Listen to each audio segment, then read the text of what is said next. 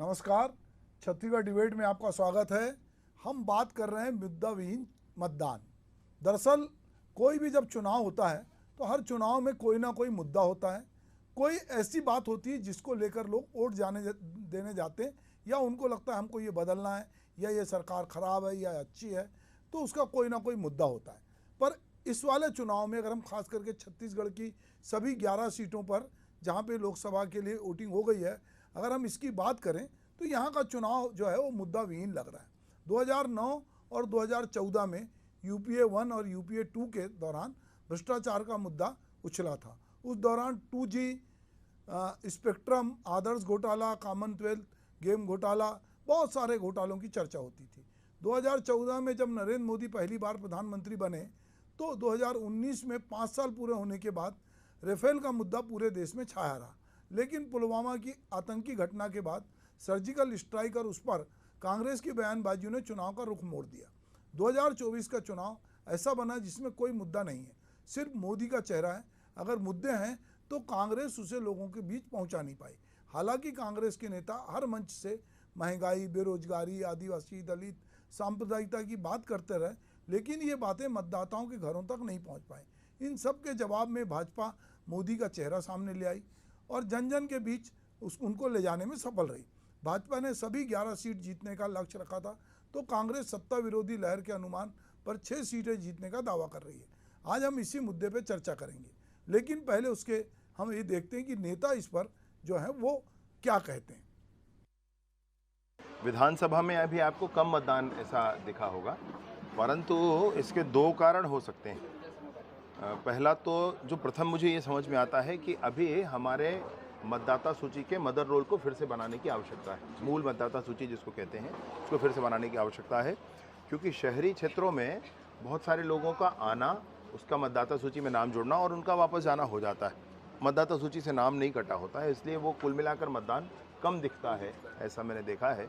और दूसरा मसला ये है कि गाँव में तो उत्सव के जैसा होता है, जो चुनाव है, मतदान है, उत्सव के जैसा होता है, सब लोग मिलकर इस काम को करते हैं। तो ये दोनों ही बातें हैं। शहर में भी और अधिक मतदान होना चाहिए, परंतु जो कुछ छत्तीसगढ़ में हुआ है वह आशा के अनुरूप हुआ है। मोदी जी को वोट देने के लिए माताओं बहनों ने आगे आकर के मतदान किया है और छत्तीसगढ़ में 11 की 11 सीटें निसंदेह भाजपा जीतेगी। जिस प्रकार से प्रदेश में भरी गर्मी में जनता मतदान करने सामने आई, बढ़ चढ़कर मतदान की है, इससे स्पष्ट हो गया है कि भाजपा के जो 9 निष्क्रिय सांसद थे और मोदी सरकार के खिलाफ जो जनता का आक्रोश है वो मतदान में दिखा है। और कुछ जगह मतदान के प्रतिशत कम हुए हैं, ये इस बात का स्पष्ट संकेत है कि जो भाजपा के सपोर्टर थे वो भी मोदी सरकार से आक्रोशित है और उन्होंने मतदान नहीं किया है, इसलिए कुछ जगह मतदान के प्रतिशत कम हुई है। और जनता ने बदलाव का जो संदेश दिया है, 4 जून को नरेंद्र मोदी जी रिटायर होने जा रहे हैं और केंद्र में इंडिया गठबंधन की सरकार बनने जा रही है। जी, तो हम बात कर रहे थे कि मुद्दा विहीन मतदान, और हमारे साथ बातचीत करने के लिए कांग्रेस के प्रवक्ता शिव सिंह ठाकुर जी हैं, उनका स्वागत है। हमारे साथ प्रवीण साहू जी बीजेपी प्रवक्ता, उनका भी स्वागत है। और मेरे सहयोगी जो हैं वो भी हैं, तो मैं उनका भी स्वागत करता हूं। तो अभी सबसे पहले शिव कुमार ठाकुर जी जो हैं, शशिकांत साहू, दरअसल यहाँ पे आज 2 साहू हैं और एक ठाकुर हैं, तो बातचीत जो है इस तरह से बैलेंस होनी चाहिए कि कहीं हम देखेंगे कि जो चुनाव में वोट का परसेंटेज थोड़ा सा, जिसको लेके छत्तीसगढ़ तो खैर बाकी राज्यों की तुलना में बेहतर है, पर बाकी राज्यों में कम हुआ है। पर हम बात कर रहे थे मुद्दा विहीन कि इस बार चुनाव में जिस तरह की बातचीत होनी चाहिए थी, क्योंकि गारंटी की बात हो रही इस बार, चाहे बीजेपी ने मोदी की गारंटी दी हो, चाहे कांग्रेस ने न्याय पत्र के जरिए 5 गारंटी और बाकी न्याय की बात की हो 25, तो अलग अलग तरह की बात थी। पर इस बार जो मुद्दे होना चाहिए था, कोई मुद्दा, अगर हम छत्तीसगढ़ में कहें कि चाहे स्थानीय मुद्दा होता या राष्ट्रीय मुद्दा होता, ऐसे मुद्दे नहीं थे। मुद्दे ये थे कि हर बार चुनाव में हम देख रहे हैं कि मुद्दे या चर्चा बिंदु बदल रहे हैं। जैसे जैसे एक एक चरण का चुनाव हो रहा है, हम देखते हैं कि जो स्टार प्रचारक हैं वो लोकल चीज़ों को लेकर या किसी नेता की बयानबाजी को लेकर तो कभी चरणदास महंत की बयानबाजी, तो कभी कवासी लखमा की बयानबाजी, तो कभी सैम पित्रोदा की बयानबाजी, कभी लालू प्रसाद यादव की बयानबाजी। मूल मुद्दे हैं, नारा था सबके साथ सबका विकास, या कांग्रेस कहती कि हम अपनी गारंटी की बात करते हैं। वो चीज़ें मुझे लगता है कि नेपथ्य में गई। तो एक प्रकार से ये चुनाव जो है एक तरह से मुद्दा विहीन चुनाव है, जहाँ पे चेहरों पे चुनाव लड़ा जा रहा है। तो बीजेपी के पास तो एक सर्वमान्य चेहरा था नरेंद्र मोदी का, और उन्हीं की गारंटी पे वो चुनाव लड़ रही थी। कांग्रेस के पास एक तरह से कोई चेहरा नहीं था, क्योंकि इंडिया गठबंधन में बहुत सारे लोग हैं। उसमें कांग्रेस कह सकती कि राहुल गांधी हमारे चेहरे हैं, पर जिस तेजी के साथ अगर वो आक्रामकता दिखाते मुद्दों को लेकर, वो आक्रामकता नहीं थी। तो शिव भाई, मैं सबसे पहले ये जानना चाहूँगा कि जो बात हम कह रहे हैं, क्या वाकई ये चुनाव मुद्दा विहीन है, या आप लोग मुद्दे को जनता तक पहुंचाने में उस तरह से सफल नहीं हुए जिस तरह पहले चुनाव की मैंने बात की कि उसमें बहुत सारे मुद्दे, चाहे बीजेपी ने पहुंचाई हो चाहे कांग्रेस ने पहुंचाई हो, वो मुद्दे पहुंचे थे। देखिए मिश्रा जी, भारतीय जनता पार्टी जो घोषणा पत्र है मोदी जी जी की गारंटी, जी वो गारंटी इस बार फेल हो गई है।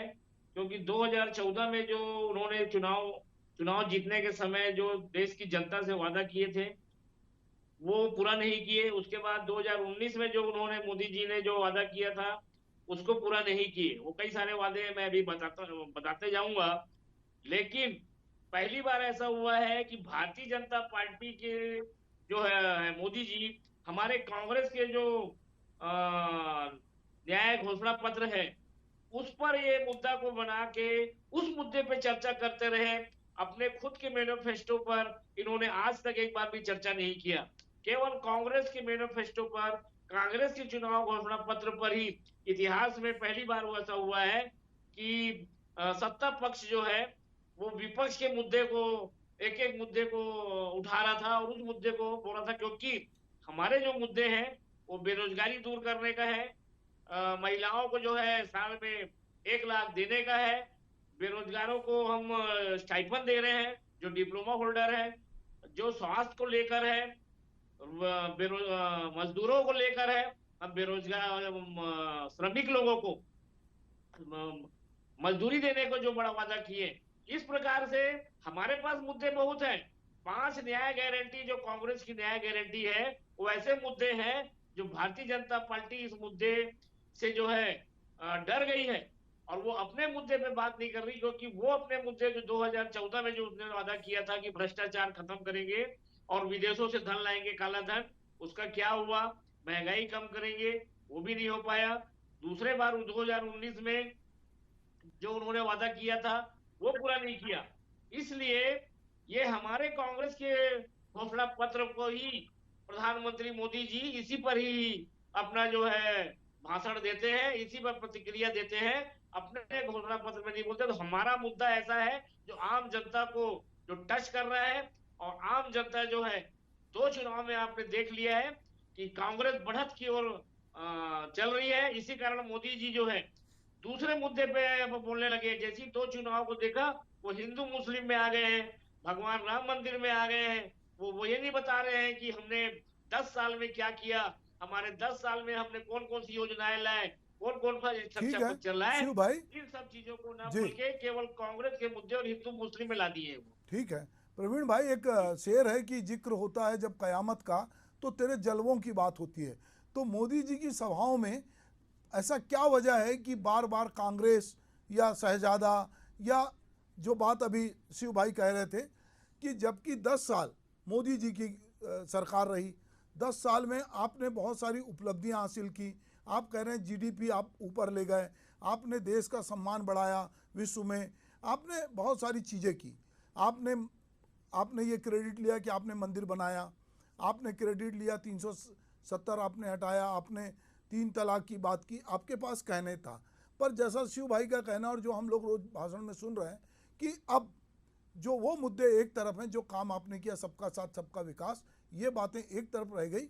मामला घूम फिर के फिर वही कि कौन क्या बयान दे रहा है, सैम पित्रोदा क्या बोल रहा है, कोई चरणदास महंत क्या बोल रहा है, ये बात स्थानीय जो बातचीत है या किसी का कोई वक्तव्य है वो बहुत प्रमुखता से आ गई।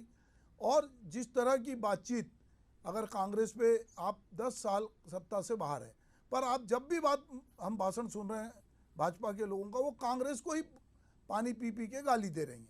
तो ऐसा क्या वजह है कि इस बार कोई बड़ा मुद्दा जो बीजेपी के पास, जबकि इतनी लंबी लिस्ट है, पर वो मुद्दा उस तरह से सेट नहीं हो पाया? छत्तीसगढ़ आपके सामान्य तरीके से सभी को नमस्कार, और आप सभी पैनलिस्ट को पता नमस्कार प्रणाम।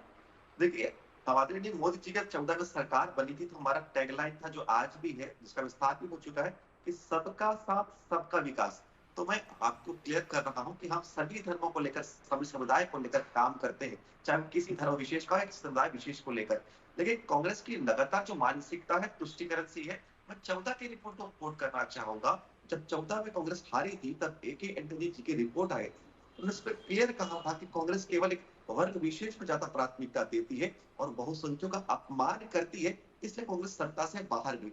इस बात को बीते हुए 10 साल हो गए, फिर भी कांग्रेस का चरित्र आज तक नहीं बदला है।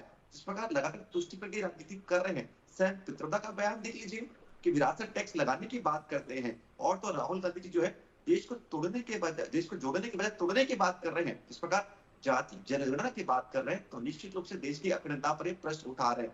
मैं छोटा सा प्रश्न इसमें पूछना चाहता हूं कि राहुल गांधी जी बार बार कहते हैं कि जाति जनगणना होनी चाहिए, लेकिन किसी मंच पर क्या आपने बताया कि राहुल गांधी जी आपकी जाति क्या है? तो निश्चित रूप से जनता देख रही है कि किस तरह धर्म के आधार पर हो या जाति के आधार पर ही लोगों को बांटने का प्रयास कर रहे हैं। वर्तमान में प्रदेश की बात करूं तो इस प्रकार नेता प्रतिपक्ष चरणदास महंत जी, उनका बयान बहुत ही निंदनीय था कि उनको मोदी जी को लाठी मारने वाला व्यक्ति चाहिए। लखमा जी का बयान जो होता है कि देश के प्रधानमंत्री उनके मरने की कामना करते हैं और कहते हैं कि मोदी मरेगा लखमा जीतेगा, और हालिया बयान में कहते हैं कि मोदी जी एक जोकर है। तो ये तो निम्न स्तर की राजनीति इनकी है। हम तो पुनः देश को जो है वापस जो है विकास की गाथा पर आगे बढ़ाने के लिए चुनाव लड़ रहे हैं। जिस प्रकार 10 साल में जो हमने विकास का काम किया, उस विकास के रथ को आगे बढ़ाने के लिए हम प्रयास कर रहे हैं। लेकिन यह भी आवश्यक है, जो भ्रम कांग्रेस फैला रही है, जिस प्रकार आरक्षण का एक जो है निश्चित रूप से झूठा भ्रम फैला रही, जनता को यह भी बताना आवश्यक है कि जिस प्रकार धर्म विशेष को लेकर आरक्षण कर्नाटक में उन्होंने दिया, तो ये जनता जान रही है कि किस प्रकार धार्मिक तुष्टिकरण की राजनीति कोई करती है तो कांग्रेस पार्टी करती है। पिछले 5 वर्ष इस प्रदेश में क्या हुआ जनता ने देखा, और उसका परिणाम इन्होंने विधानसभा के चुनाव में दिखा दिया, और वही परिणाम 2024 के लोकसभा चुनाव में भी दिखने को मिलेंगे। क्योंकि जनता जानती है कि हमारी पार्टी है तो सबको साथ लेकर चलती है, सबका विकास करती है, सबका विश्वास जीतती भी है, और इसलिए सब के सब सामूहिक रूप से प्रयास करते हैं। इसलिए भारत विश्व गुरु बनने की ओर अग्रसर है। लेकिन कांग्रेस की मानसिकता देखिए, एक तुष्टिकरण की राजनीति कर रहे हैं, जिस प्रकार बार बार देश को तोड़ने का प्रयास कर रहे हैं, और उसी शक्तियों से बचाने के लिए इस बार चुनाव लड़ रहे हैं। विकास का काम तो हमने अभूतपूर्व किया है, चाहे वो गरीब हो, चाहे वो युवा हो, चाहे वो अन्नदाता हो, चाहे नारी हो। नारी एक शक्ति होती है, इसका हम सम्मान करते हैं। मैं बताना चाहता हूं कि नारी की बात तक नहीं कर पा रहे हैं, क्योंकि राधिका खेड़े जी इस प्रकार कांग्रेस के कार्यालय, तो इस कार्यालय में अपमान किया तो निश्चित रूप से उनकी बोलती बंद हो गई। प्रभु श्री राम जी का ननिहाल है, और पुलिस के कार्यालय में यदि कांग्रेस के कार्यालय में यदि महतारी यानी महिला का अपमान होता है तो इससे बड़ी निंदनीय विषय कोई नहीं। ठीक है प्रवीण जी, पार्टी ऐसी मैं फिर वही कह रहा था कि मैं जो बात कह रहा था वो बात आप इस्टेब्लिश कर रहे हैं कि मैं कह रहा था कि हमारा विषय है कि मुद्दा विहीन। तो मुद्दे क्या बन रहे हैं? राधिका खेड़ा कांग्रेस भवन में कांग्रेस के एक प्रवक्ता और उनके बीच बातचीत होती, ये मुद्दा बनता है, बाद में वो बीजेपी में शामिल हो जाती। कवासी लखमा स्थानीय बोली में कुछ बोलते हैं, वो मुद्दा बन जाता है।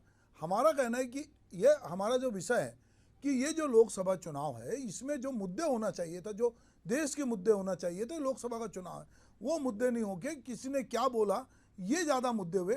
मैं अपने सहयोगी शशिकांत साहू से पूछूंगा कि जब लोग वोट देने निकले कल, तो किस तरह की बातें, क्या नारी बंधन योजना की बात कर रहे थे, महिलाओं के आरक्षण की बात कर रहे थे, राम मंदिर की बात कर रहे थे, कांग्रेस की न्याय योजना की बात कर रहे थे, या मोदी वर्सेस आल, या तो मोदी हैं या बाकी हैं, मतलब या तो आप मोदी जी के साथ हैं या मोदी के खिलाफ हैं। दो ही तरह की बातचीत जो है, क्या बातचीत आपको समझ में आई? बिल्कुल। देखिए सर, कल हमने जब मतदान केंद्रों का निरीक्षण किया, मतदान केंद्रों में जब गए थे, वहां मतदाताओं से बात किया, तो साफ तौर पर मतदाताओं का यही कहना था कि जो देश के लिए काम करे, देश हित के लिए काम करे और देश को जो आगे बढ़ाने का काम करे, उन्हीं को वे जो है अपना मत देंगे। निश्चित तौर से न केवल जब मतदान हुआ तो मतदान केंद्र में, बल्कि इससे पहले भी जब हम पब्लिक के पास गए, लोगों के पास गए, लोगों से चर्चा किए, तो साफ तौर पर लोगों का यही कहना था कि जो देश को आगे बढ़ा सके, देश के हित के लिए काम कर सके, इसके अलावा जो सनातन धर्म को बचा सके, इनसे तमाम विषय है, इन विषयों को लेकर कहीं न कहीं जनता ने मतदान किया है। इसके अलावा जो जैसे कि आप कह रहे थे कि जो देश के मुद्दे हैं, देश के मुद्दे के अलावा जो स्थानीय मुद्दे, स्थानीय मुद्दों को लेकर भी कहीं न कहीं जो मतदाता है उन्होंने अपना मताधिकार का प्रयोग किया है। साथ ही जिस तरह से महतारी वंदन योजना छत्तीसगढ़ में जो लागू किया गया था, जो महतारी वंदन योजना की राशि 1,000 रुपये प्रत्येक महिलाओं को मिल रहा है, उनका असर भी कहीं न कहीं मतदाताओं में देखने को मिला, खासकर महिला मतदाताओं में। इसके अलावा बात की जाए जो सालाना 1 लाख रुपये देने की बात कांग्रेस ने अपने घोषणा पत्र में की है, लेकिन उनका उस तरह से प्रचार नहीं हो पाया, और प्रचार किया भी तो वे जनता और जो महिला मतदाता है उन पर जो विश्वास जिताना चाहिए, वो विश्वास उन्हें नहीं दिला पाए। तो निश्चित तौर से हालांकि जिस तरह से जो कांग्रेस है वो 5 गारंटी की बात की है, इसके अलावा संविधान बदलने को लेकर भी जो मुद्दे हैं राहुल गांधी ने उठाया था, आरक्षण का मुद्दा उठाया था, ये तमाम जो मुद्दे उठाए थे, लेकिन जो मुद्दे हैं वो केवल जो मंचों पर ही उठा पाए, वे पब्लिक के पास नहीं ले जा पाए। छत्तीसगढ़ के 11 सीटों की बात की जाए तो छत्तीसगढ़ में 11 सीटों में जो कांग्रेस के जो प्रत्याशी हैं, अधिकतर जो बड़े नेता हैं, उन्हें जो पूर्व मुख्यमंत्री है, विधायक है, मंत्री है, पूर्व मंत्री थे, उन्हें कहीं न कहीं प्रत्याशी के रूप में बनाया गया था। लेकिन प्रत्याशी जो कैंडिडेट है वो जनता के बीच में जो भरोसा जनता को दिलाना चाहिए, वो भरोसा जनता को नहीं दिला पाई और उनके बीच में नहीं जा पाए। कहीं न कहीं जो मोदी फैक्टर है वो छत्तीसगढ़ में देखने को मिला। इसके अलावा बात की जाए जो कांग्रेस के नेताओं की, जो कांग्रेस के राष्ट्रीय स्तर के नेता है, उन नेताओं का छत्तीसगढ़ से कहीं न कहीं मोह भंग होते हुए नजर आया। छत्तीसगढ़ में उनके जो नेता है वो कहीं न कहीं नहीं आए। दूसरी तरफ बीजेपी की बात की जाए तो बीजेपी के जो राष्ट्रीय स्तर के नेता है, प्रधानमंत्री नरेंद्र मोदी, अध्यक्ष जगत प्रकाश नड्डा, इसके अलावा अमित शाह, साथ ही जो है योगी आदित्यनाथ, लगातार सभा पे सभा, इसके अलावा मुख्यमंत्री विष्णुदेव साय, वो भी छत्तीसगढ़ में 11 सीटों की कमान संभाले हुए थे, लगातार वे दौरा कर रहे थे, जनता के बीच में जा रहे थे। तो दूसरी तरफ जो कांग्रेस प्रत्याशी है, कांग्रेस की नेता है, वो कहीं न कहीं प्रचार में भी पीछे नजर आ रहे। ठीक है शशि, हम शिव ठाकुर के पास चलते हैं। क्या वजह है शिव ठाकुर जी की जो विधानसभा चुनाव होता है जिसमें कांग्रेस बहुत एकजुट दिख रही थी और उसको लग रहा था कि हम जीत जाएंगे, और जब रिजल्ट आता है और कांग्रेस नहीं जीतती तो कांग्रेस में एक बिखराव दिखता है, और वो बिखराव धीरे धीरे, जैसा कि हमारे सहयोगी बता रहे हैं कि जिस आक्रामकता के साथ केंद्रीय नेतृत्व हो, चाहे राज्य के मुख्यमंत्री हो, जिस आक्रामकता के साथ वो चुनाव प्रचार में बीजेपी के लिए लगे थे, कांग्रेस में वो कमी देखने को मिली कि अगर भूपेश बघेल स्टार प्रचारक थे तो पहले वो राजनांदगांव में सीमित हुए, अब वो निकल के गए, पर उनके पास उतना समय नहीं था। बाकी चरणदास महंत जो है वो कोरबा में सीमित हुए, आपके पास टीएस सिंहदेव जो थे वो अंबिकापुर में सीमित हुए, और जो केंद्रीय नेतृत्व को जिस तरह से बीजेपी के लोग आए उस तरह उतनी बार लोग नहीं आ पाए। तो कहीं ये तो नहीं कि ये मान के चल रही कि भाई बीजेपी ने तो एक नैरेटिव सेट किया कि अब की बार 400 पार, वो 400 पार ना भी जाए तो 300 में जाके वो सत्ता तो बनाएगी, तो ये बता रहे थे, मोदी का चेहरा था। पर यहाँ इंडिया गठबंधन की बहुत सारी फूट दिखाई दे रही थी। फिर ये कि भाई ये आएंगे कि नहीं आए, और जैसा शशि कह रहा है कि 1 लाख रुपए आप देने की बात कर रहे हैं, पर लोगों को विश्वास नहीं हो रहा है कि ये देंगे कि नहीं देंगे। उल्टे बीजेपी ने विधानसभा में भी फार्म भरवा लिया और उसके बाद जब सत्ता में आई तो पैसा भी दे दिया, और अभी भी वो कह रहे हैं, और महिलाएं कह रही थी कल कि यदि ये नहीं आएंगे तो ये 1,000 रुपये बंद ना हो जाए। तो ये भी उनके मन में एक डर था कि जो मिल रहा हो बंद ना हो जाए। तो आप ये सारा जो नैरेटिव बीजेपी बना रही थी उसको तोड़ने में कांग्रेस, हमको ऐसा लगता है कि सफल नहीं हुई। देखिए मित्रा जी, भारतीय जनता पार्टी भी अभी विधानसभा में सरकार में आई है, तो उन्होंने भी इनका जो महतारी वंदन है उसमें भी इन्होंने झूठ बोला था। इन्होंने जब उस महतारी वंदन को जो इन्होंने योजना को लॉन्च किया था तो उन्होंने बोले थे कि एक मुख्यमंत्री की पत्नी को भी 1,000 रुपए मिलेगा, कलेक्टर की पत्नी को भी मिलेगा, एसपी की भी पत्नी को मिलेगा, सभी को मिलेगा। लेकिन जब योजना को लॉन्च किए तो उसमें जो है किसी को इनकम टैक्स में काट दिए, किसी को कोई प्रशासनिक पद में है, कोई ऐसा करके सारे लोगों को काट दिया गया, लेकिन वादा इन्होंने वो किया था। दूसरा, जब इन्होंने 2 महीना जो 2 महीने तक नहीं दिए, 2 महीने का इन्होंने करीब जो महतारी वंदन का पैसा नहीं दिए। उसके बाद जो पहली बार जो महतारी वंदन का इन्होंने दिया पैसा, दूसरी बार जब दिया उसमें भी बहुत सारे लोगों को रोक दिया गया है। तीसरी बार भी जो सुनने में आ रहा है कि लोग परेशान है, घूम रहे, मतलब ये भी जिन्होंने जो वादा किया है ये वादा पूरा नहीं हो रहा है। देखिएगा आप चुनाव के बाद क्या स्थिति होगी, पहला। दूसरा, हमारी जो योजना बनी है, जो 1 लाख रुपए, बड़े बड़े कांग्रेस के एक्सपर्ट लोग बैठे हैं, जब ये 16 लाख करोड़ नरेंद्र मोदी जी की सरकार कुछ चुनिंदा उद्योगपतियों को 16 लाख करोड़ जब माफ कर सकती है, तो हम क्यों ना आम जनता को, जो 80 करोड़ लोग जो हमारे जो जनता गरीब है, उनको क्यों नहीं दे सकते। तो ये पूरा प्लानिंग जो ऐसा बना है, केवल भारतीय जनता पार्टी का ये भ्रम है। हमारी प्लानिंग जो 16 लाख करोड़ रुपए इन लोगों ने 10 साल में जो है गरीबों अमीरों को बांट दिए, तो उसको हम गरीबों में जो बांटेंगे, अमीरों को जो इन्होंने अमीर बनाया है, भेदभाव किया है कि गरीब गरीब होते चले गए और अमीर अमीर होते चले गए, उस दूरी को मिटाने के लिए हमारे कांग्रेस पार्टी ने योजना पर बनाई है। शिव भाई सुनिए ना, आपकी योजना को कैसे पलीदा लगा। आपने कहा कि जो अमीर अमीर होते चले गए, गरीब गरीब होते गए। आपका सोच बहुत बढ़िया है कि आप कह रहे हैं कि बहुत चंद अमीरों के पास इस देश की पूरी संपत्ति और गरीब आदमी के पास कुछ नहीं है। पर इन्होंने तो ये कहा कि ये पैसा लेके सब अल्पसंख्यकों को बांट देंगे।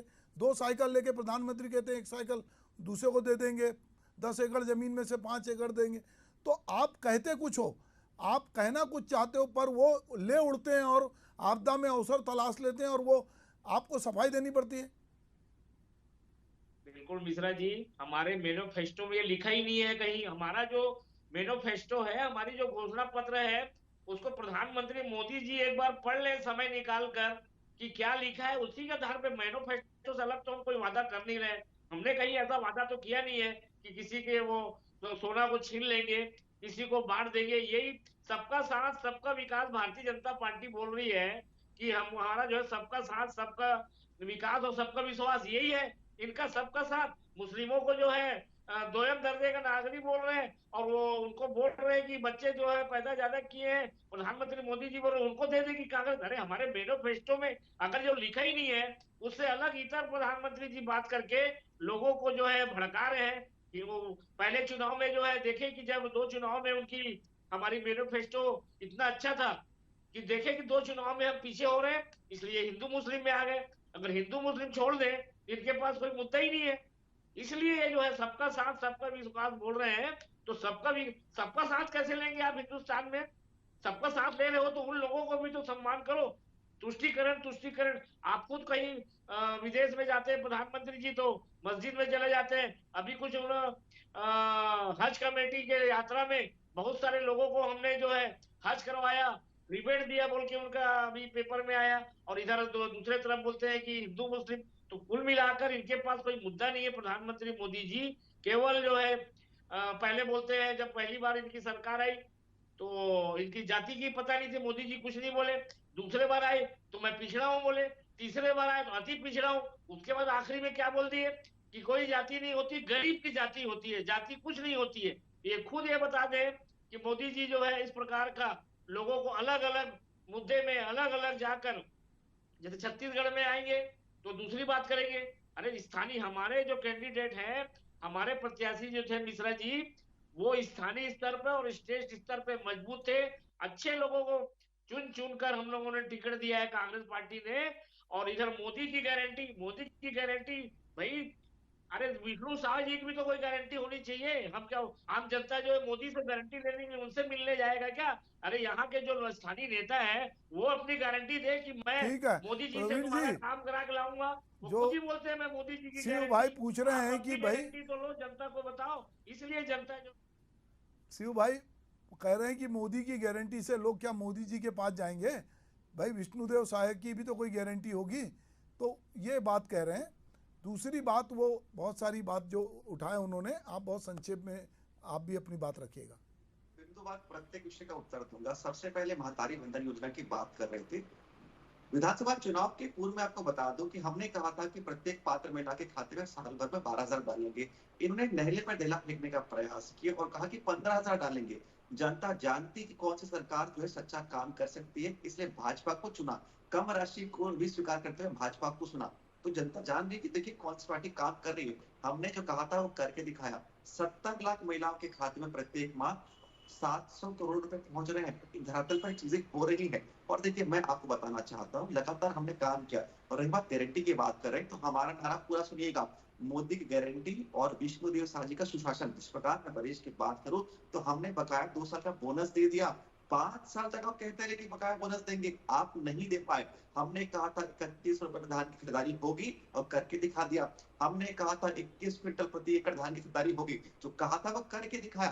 तो चाहे प्रत्येक विषय में देख लीजिए, जो हमने कहा वो करके दिखा। लेकिन कहते हैं ना कि नकल के लिए भी अकल चाहिए। ये 1 लाख रुपए का फॉर्म भरवा रहे हैं। जनता जानती है कि इनके पास अकल बिल्कुल नहीं है, क्योंकि जनता मालूम है कि केवल के खोखले धब्बे।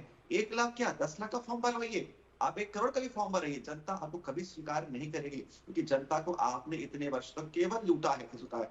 और मैं एक छोटा सा प्रश्न पूछता हूँ कि 55 साल से अधिक आपकी केंद्र में सत्ता थी, तब आपको न्याय की बात याद नहीं आई। आज जब सत्ता से बाहर जब आप बौखला रहे हैं, तब आपने घोषणा पत्र को आप न्याय पत्र का नाम दे रहे हैं। निश्चित रूप से जनता सब समझ रही है कि जनता को अन्याय की आड़ में किसने ढकेला, आप ढकेला। जनता को गरीब आपने रखा। ये तो मोदी जी की सरकार है जिसकी नीति के चलते आज 25 करोड़ से अधिक लोग गरीबी रेखा से बाहर आए। हमने प्रत्येक वर्ग का साथ लिया और उनके लिए काम किया, लेकिन आपने केवल तुष्टीकरण की राजनीति की है।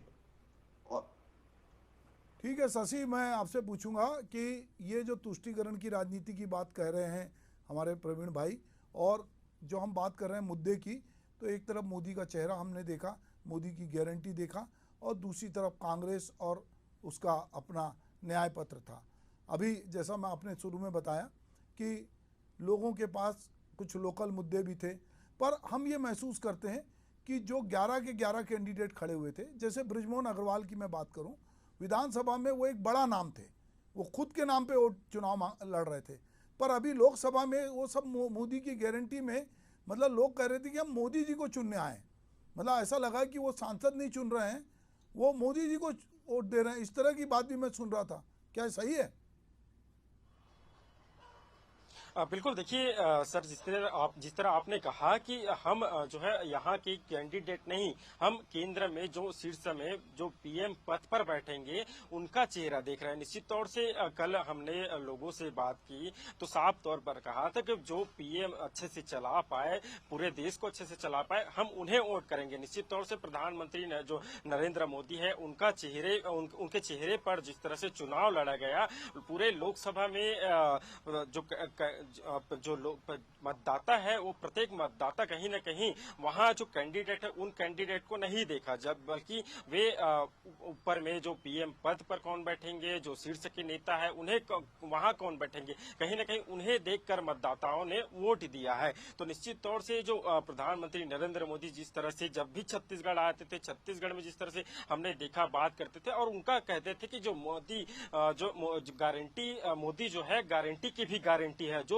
वादा मोदी करते हैं उन्हें पूरा करते हैं। तो निश्चित तौर से जो नरेंद्र मोदी है उनके चेहरों पर जिस तरह से चुनाव लड़ा गया और उनके चेहरे पर ही लोगों ने मताधिकार का प्रयोग किया है, तो निश्चित तौर से यह एक बड़ा फैक्टर जो है देखने को मिला था। ठीक है शशि, इसका मतलब ये हुआ कि अगर कांग्रेस जैसे शिव ठाकुर कह रहे हैं कि मोदी की गारंटी पूरी नहीं हुई, तो कांग्रेस ये बात लोगों तक पहुंचाने में, कि ये बताने में कि इन्होंने जितने वादे किए थे, जिसकी बात अभी शिव भाई कह रहे थे, वो पूरे नहीं किए, ये पहुंचाने में मतदाताओं के पास उस तरह से सफल नहीं दिखती, क्योंकि मतदाता वो तो रिजल्ट बताएगा कि वोट किस तरह पड़ा है, पर लोगों को लगता है कि ये मोदी की गारंटी है।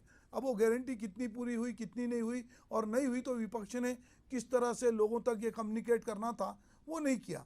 जो 1 लाख रुपए ये देने वाले हैं वो कम्युनिकेट नहीं कर पाए, जिस तरह पिछले चुनाव में 15,000 देने वाले वो कम्युनिकेट नहीं कर पाए।